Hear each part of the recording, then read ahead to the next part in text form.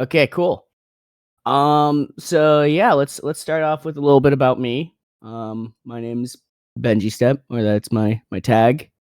I have been in the Nifty community since spring 2021, and I've really been following it pretty closely. I've I pretty much take any recommendations they give me as a challenge. So whether it's learning Blender or seeing how many islands I can make or just any of that stuff, I step up. Um, I have a community with over 80 people. It's open for anyone to join if you want to. Feel free to join the open edition CryptoPink and join that community. Um, yeah, so I just wanted to talk today about one, how I go about getting blooms.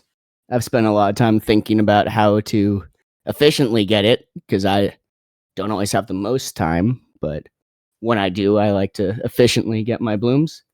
And then after that, I was thinking we could talk a little bit about some mechanics in game, uh, preferably like PvP stuff, but some movement stuff and that kind of thing.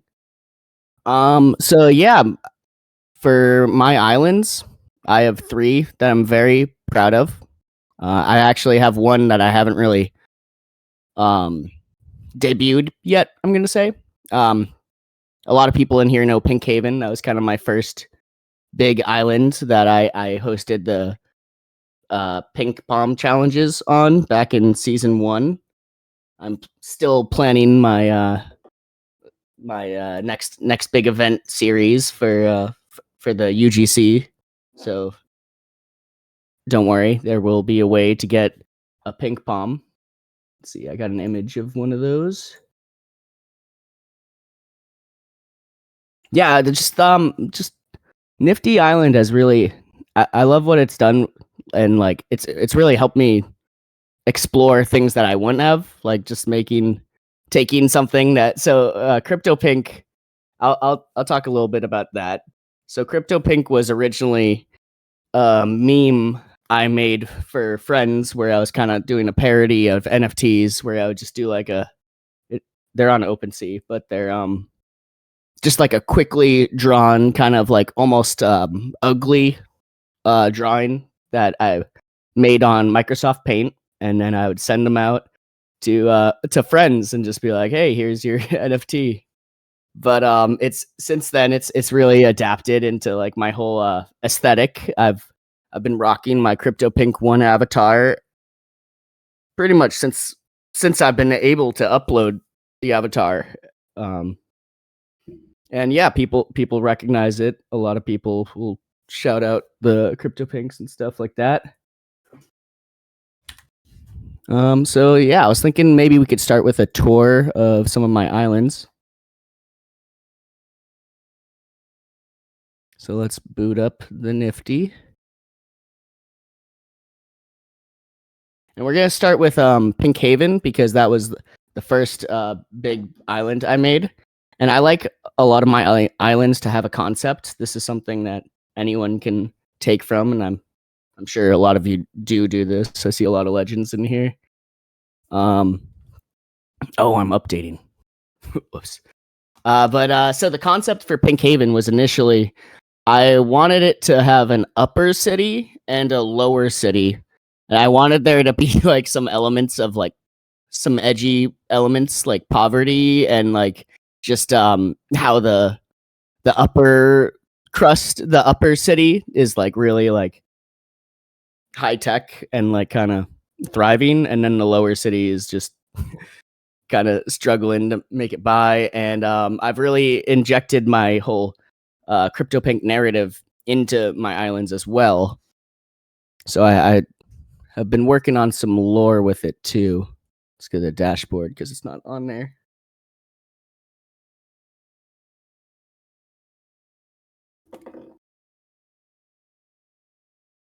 So where CryptoPink meets Pink Haven is I initially thought that would be a cool place for like so my concept for CryptoPinks is it's almost like if you guys have seen Stranger Things, Stranger Things, it's like, well, I don't want to spoil it, but I already have. So it's like in Pink Haven, that's where the first portal was opened, where the Pinks were unleashed. And let's see,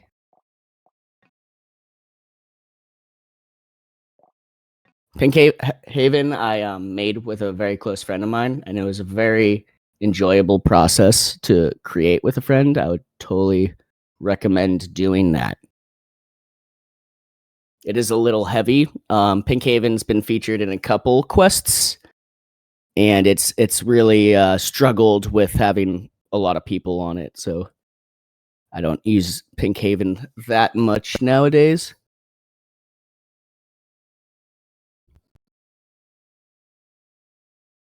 Let's see, I should keep up with chat. Cool. Good to see you, community. Man, the purple moon. Cool. Hey. Thanks for coming, D-Boss. All right. We're almost in. So yeah, I really wanted the lower city to kind of be like it's like kind of trashy and like has a bunch of garbage everywhere. So this is the whole island, right?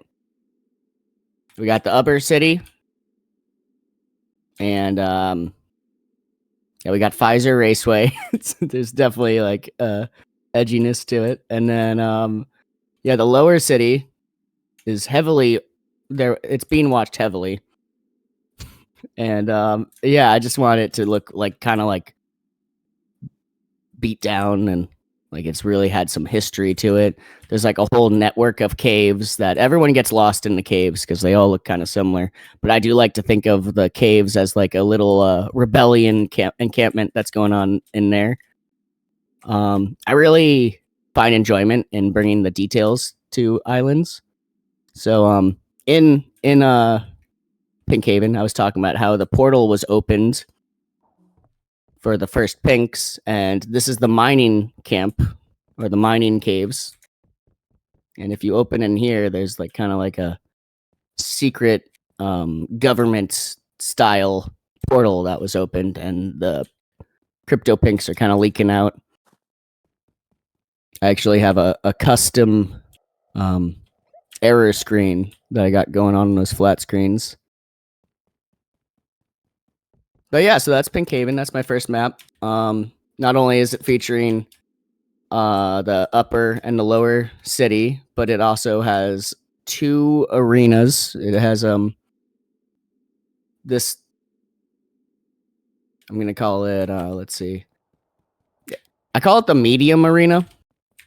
I can't actually get in it without starting a game, so I'm just gonna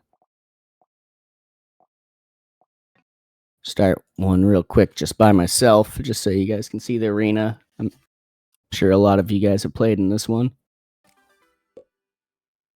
So yeah, it's just a symmetrical, like kind of arena style where there's an upper area, a lower area. I got some sniper towers up there. There's the GM side and the GN side. And yeah, that's where it all started. The other arena is a 1v1 map, which didn't. I feel like 1v1s aren't as common. And I actually disabled it a while ago. Yeah. But yeah, so that's Pink Haven. We'll go to my next map.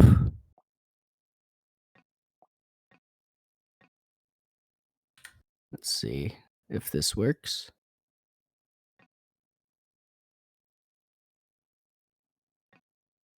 So my next map I'm gonna highlight is it's not Pink Temple. Pink Temple's just kind of a fun little map where I put a bunch of the crypto pinks in.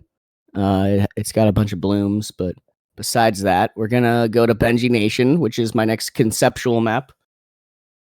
With this map, I was kind of thinking of a map that has a couple different, like almost different like zones within like oh, this area is the city, this area is the beach, and then there's a mountain range too.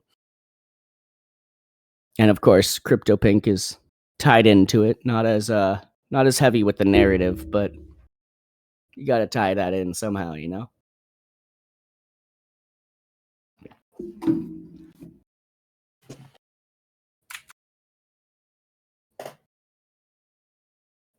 Yeah. Shout out to anyone who played on Pink Haven in any of the Pink Palm challenges. This is Benji Nation. We have the beach area. It's kind of a bougie, like upper crust, nice beach. We got the city side. I was really trying to feature a lot of the early bloom rewards because I really like the buildings that they have there. And then we got the mountain area with a floating temple because why not? You know, looks nice. We got some of the tango clouds up there. And then where the pink temple or where the pink crypto pink ties in is we got a teleporter, which is tied to my bloom loop, which we will be talking about that very soon. So let's go to Pinkland. This is my newest island. There was actually an older version of it way back at when Arcade Maze 2. Oh, love Arcade Maze. I need to implement some lights too. Yeah, that's a good idea. And lights are going to look great on Pinkland because so my concept for Pinkland was I wanted like a map that really like encapsulated the crypto pinks.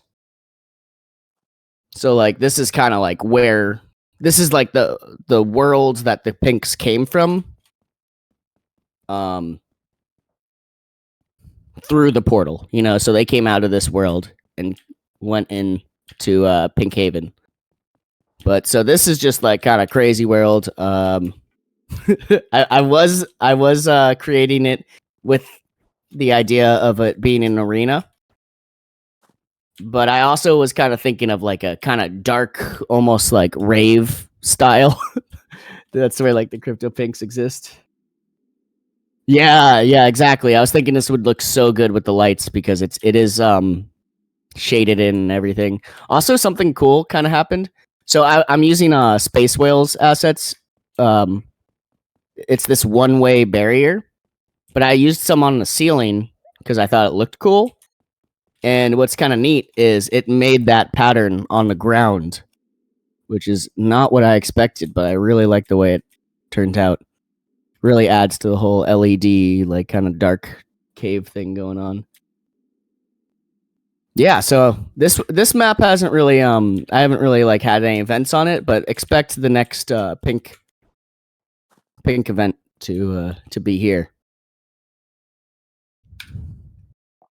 Got some games on it. All right, let's see what's next on my list.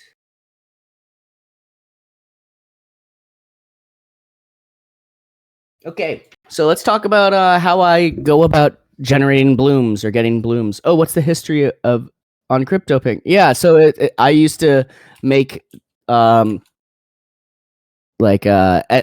pictures. So it was a parody of NFTs, and I used to make like kind of I don't want to say like shitty, but like kind of grotesque. Like they weren't like very. They were kind of like it was a parody of NFTs initially. Here, I'll bring up some examples of my actual CryptoPinks. So it's normal. Originally, CryptoPink was a 2D thing. Like here's the original one. This is what my avatar is based off of, and he's kind of the main guy. This is the very first one I ever made. Every CryptoPink is made in Microsoft Paint, and there's lots of them. I got all sorts of them. I actually was giving away in my early on CryptoPink pink palm challenges. The first place was they got to choose a CryptoPink for me to do. So here's one. I believe Wade won this, and he won like a Godzilla type one. Here's OC wanted a Hello Kitty type one. Osai, forget how you say his name.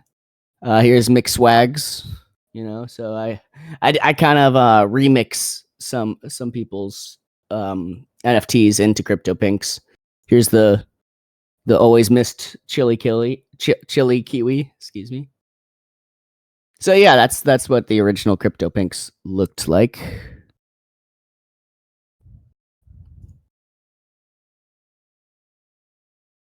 Let's see, am I keeping up? Like to design the island. Thank you. Oh, chili kiwi. Okay, so let's talk about blooms. We all want them. We're trying to get them as fast as we can and as many as we can. So when I first log in, I'll go to the dashboard.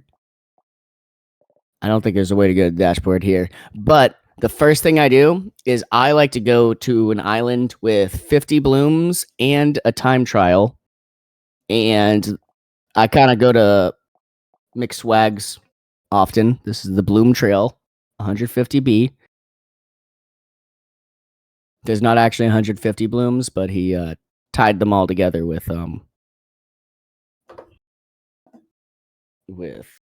teleporters.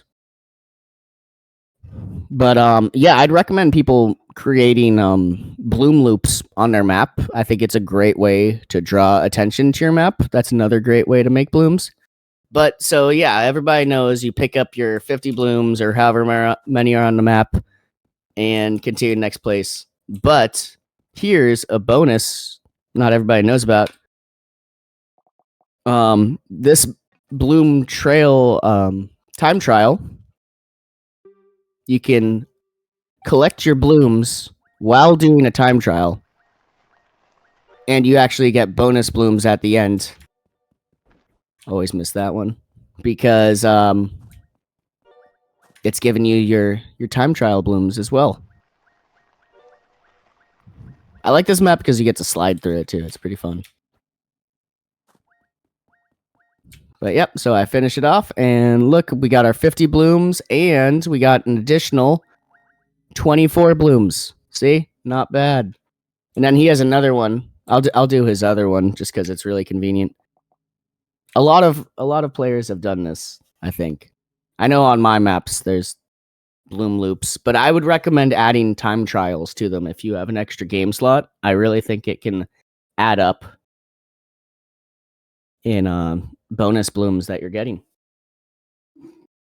So yeah, there's 100 blooms you can get every hour through pickup, and I like to start off my grind by getting at least the 50 and then deciding where I'll go from there, because sometimes you can get a good grind map that has 50 blooms.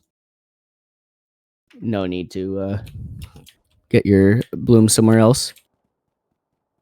Here's his second bloom loop map. Let's see. So as well as getting your 100 every hour, you also you get 5,000 a day per reset, and you start with an 8 times multiplier. These are a little too high for me, but the longer you're doing the time trial, the more you get paid in blooms anyways. So that's pretty cool. Yeah, he increased the movement speed on this one, I think. Because I was zooming. Look at that. I got my 100 blooms and plus another 24. So now, at this point, I would look at... Well, first of all, let's look at my daily challenges, which already messed up. Should have been putting blooms in the first campfire. Play games with 16 unique players and earn 100 base blooms from games. And look, we already have 6 out of 100 out of those because of our time trials. See, it's all slowly adding up. But so yeah, my next part or my next thought after getting my 50 blooms, sometimes I'll go for the whole 100, is I'll look at my dailies and think, how do I do these as fast as I can?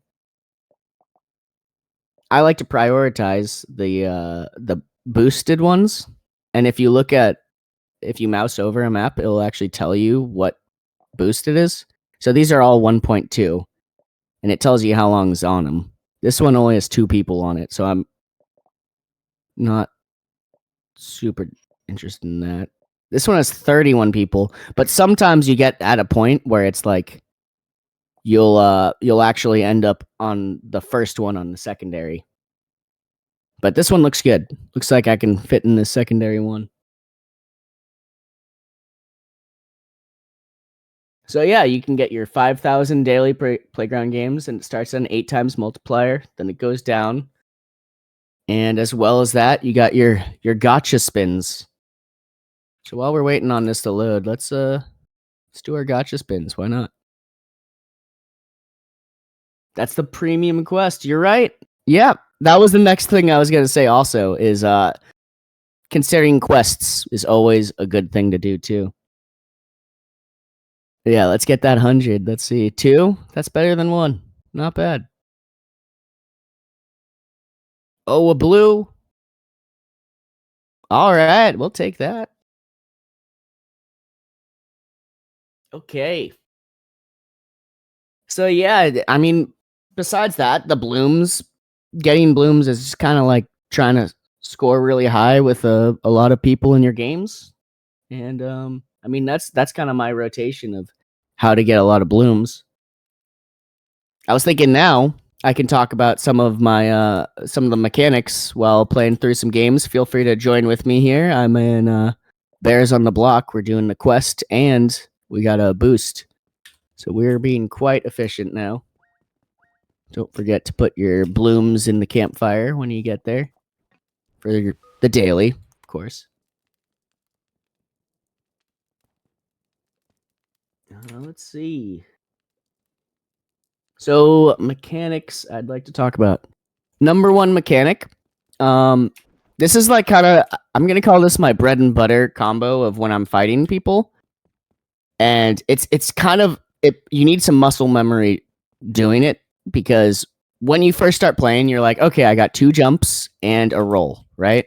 So your natural reaction is jump, jump, roll, shoot, shoot, shoot, shoot. But I'm telling you, it's better to jump, roll, then jump again because you're actually cutting off you're cutting off a little bit of the end of your roll. You're like kind of animation canceling it by putting the jump after it. So if you can get comfortable doing that like second nature while just fighting people, I also think it's a little harder to track than oh this has some cool fog going on here. But it's a little harder to track than just 1, 2, and then your last jump. Because you have more options. The more options you have, the better. Let's see. There's wall jumps. So if you have a wall, you can try to jump off of it. I'm not successfully doing it right now. Oh, there it is. You can actually. So if you successfully do it, it actually has like a different noise. You'll actually hear it make like a whoosh, like a swoosh noise when you do it. And it you can just keep going up if you keep wall jumping. 2 island, I'll take it.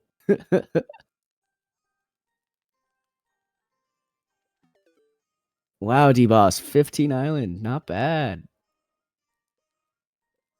So I'm just getting caught up on chat. Yeah, so also another thing, we'll see if they have one here. I don't know if they do, but if you have a bounce pad, that actually resets your jumps too. I'm not seeing one immediately. So yeah, you can use all of your jumps and then bounce off a jump pad, and then you'll have all of your jumps again. That's pretty cool. See what happens with this game. Let's see what else.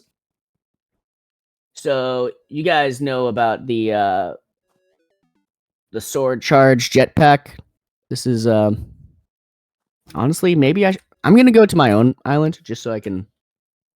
Sorry, I invited you guys to this island. It's still a great island, but I'm gonna go to my island just so I have the things that I want to show off. You know, how many blooms do I make daily? It really depends. Really depends. Some days I will grind my multiplier until it's at 1.5x. But some days, I mean, it really depends. It depends how much is left in my cap. As at least recently, I heard they might be getting rid of that. In which case, I might be grinding down to 1.5x again. After 1.5x, it starts to not feel that productive to me, and I swap to my time trials. How many blooms do I make daily? Tough question. I try to at least get my multiplier down to like a 5x. But yeah, there'll be days I'll bring it down to like 1.5x. It really depends on what I got going on that day, how far I am in the cycle, and how much island I can get. But yeah, at the end of that, at the end of the airdrop campaign, I was grinding every day, like down to 1.5x, and trying to do my time trials as well. I actually had a regular time trial I would do on Benji Nation, and the reason why I'd always do it is this one, the victory lap. And the reason why I'd always do this one is because I made it so it lasts like 2.5 minutes, so it's a very long one. So you actually get through your time trial within like 30 minutes or so, because you get like around 100 blooms. It takes about 2.5 minutes, and you can only get 1,000 time trials. So yeah, here's this jump might not be the best example because it's gonna send me flying. But okay, ready? So I'll use 2 jumps, and then I'll hit this, and then you'll see I'll have another 1, 2, and then still have another one. So that's kind of cool about bounce pads, especially in bounce games. Let's see. Let me get a game that has a jetpack.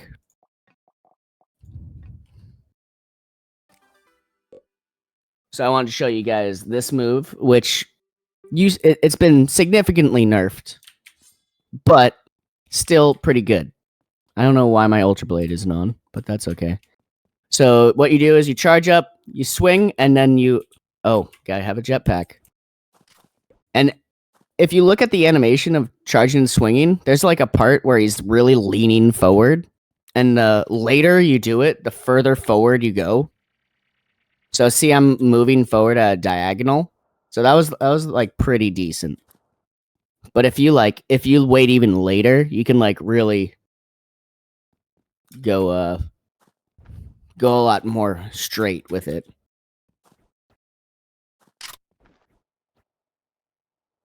Let's see if we can get another one. Yeah, so it used to be much better, but I think it's still a useful piece of movement tech you can implement in your games. Yep, jump, roll, jump, and let's see. Let's talk about the sword. It has 4 strikes. I really wish I had a energy box around here. Got shields. So there's 4 strikes, right? 1, 2, 3 is the upper, and then the 4th is the stab. And the first 2, so all of these strikes can be charged up. The first 2 will do 50 damage each charge. The third one does 60 damage on the charge. And the 4th one does 100 damage on the charge. So also the 4th one, if you don't charge it, it will do 40 damage, I believe. I could be wrong on that, but it still does like way more damage than a normal slash, which does like 25. So what I'll be doing in a lot of like sword only games is generally there's an area where everyone runs to and tries to fight. But if you swing your sword on the side to get to 3 and then jump in and go for your stab, you gotta do it kind of quick. but you can get your last hit stab real quick with it. So you do something like 1, 2, 3, and then run over and then stab, and then you just kill a bunch of people. It's great. Yeah, I'm gonna put down a energy box in that game just so I got one.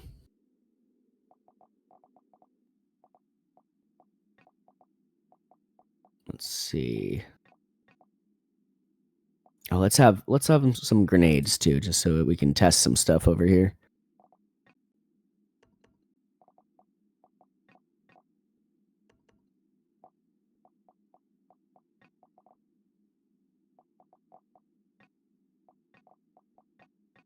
There they are. Okay. We're in CTF. Let's start it up.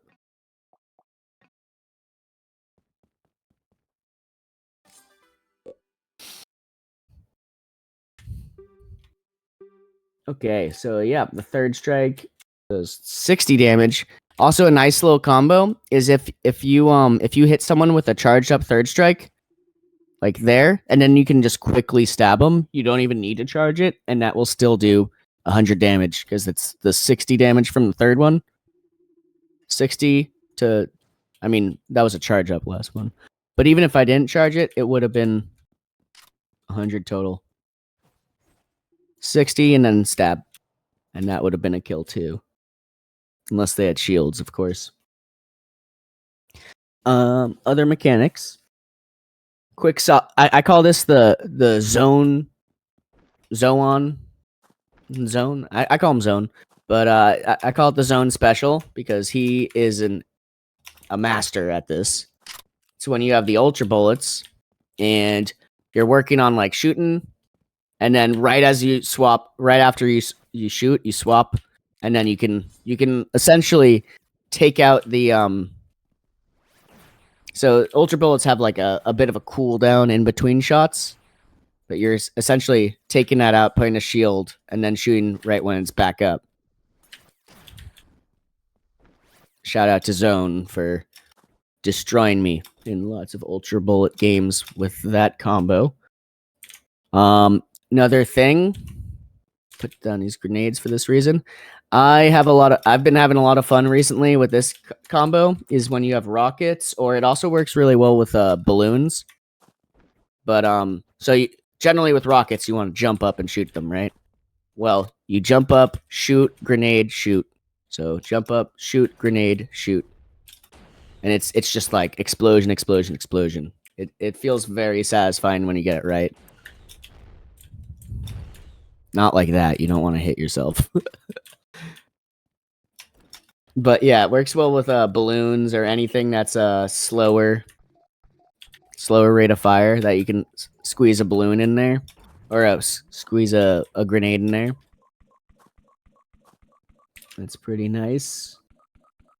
Another one that I really like to do is or that I've been really messing with recently is that these healing grenades, they actually stack.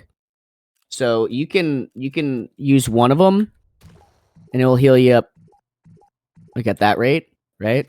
But like if you use two of them, look at how fast it's healing me.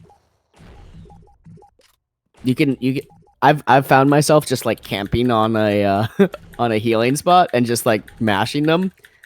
And you'll eventually die to an ultra bullet or a sword slash or something that just does that much damage. But like it's kind of crazy how much of a regen you can get. So this is some forbidden. This grenade also stacks the poison one, so you can really get a pretty quick degen on people. I haven't really messed with that one as much, but yeah. I mean, I just wanted to kind of share my like little tips and tricks I've learned from being in the space all this time. I've seen that healing strat in bounce games. Yeah, I'm sure it's very oppressive in a lot of situations, honestly. Do I have any other questions? I've kind of said the things that I've wanted to say.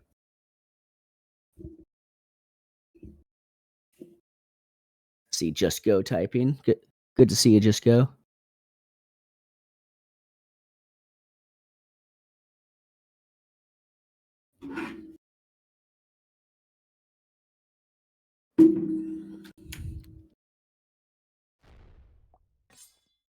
I've seen. Yeah.